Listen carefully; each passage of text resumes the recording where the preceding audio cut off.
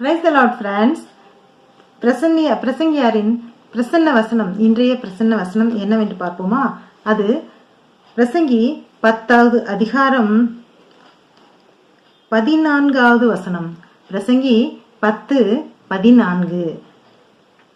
மூடன் மிகுதியாய் பேசுகிறான், நடக்கப் போகிறது இன்னதென்று மனுஷன் அறியான், தனக்கு பிற்பாடு சம்பவிக்க போகிறதை அவனுக்கு அறிவிப்பவன் யார்? மூடன் எப்பயுமே நம்ம கொஞ்சம் சில தினங்களாக ஞானி மூடன் இவங்களை பத்தி பார்த்துட்டு இருக்கோம். அதுவும் நேற்றைய தினம் மூடனுடைய உச்சகட்ட மதியீனமான பேச்சுக்களை பத்தி கேட்டோம். அதே மாதிரி தான் இன்னைக்கு கூட மூடன் அதிகமா பேசுறான். பொதுவா ஞானி, நான் இதுக்கு முன்னாடி கூட பார்த்தோம், ஞானி அமைதியாக சில வார்த்தைகள் பேசுவாரு, அது மனுஷருக்கு பிரயோஜனமானதாக இருக்கும். ஆனால் இதற்கு ரிவர்ஸா மூடன் அதிகமாக மிகுதியாக பேசுகிறான். அது போக போக அவனுக்கு என்னன்னா, மிகுதியா பேசும்போது பேசுறதுக்கு நிறைய விஷயம் இல்லாம நிறைய தேவையில்லாத விஷயங்கள் எல்லாம் நான் பேசுவோம். அது நமக்குள்ளேயும் இருக்குது.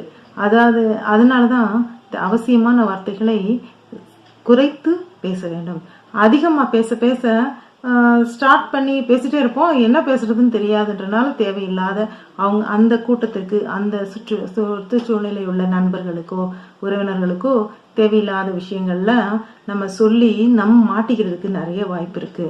அதனாலதான் அப்படி நம்ம பேசணும்னா நம்மளும் மூடர்களின் ஒருவராக எண்ணப்படுவோம்.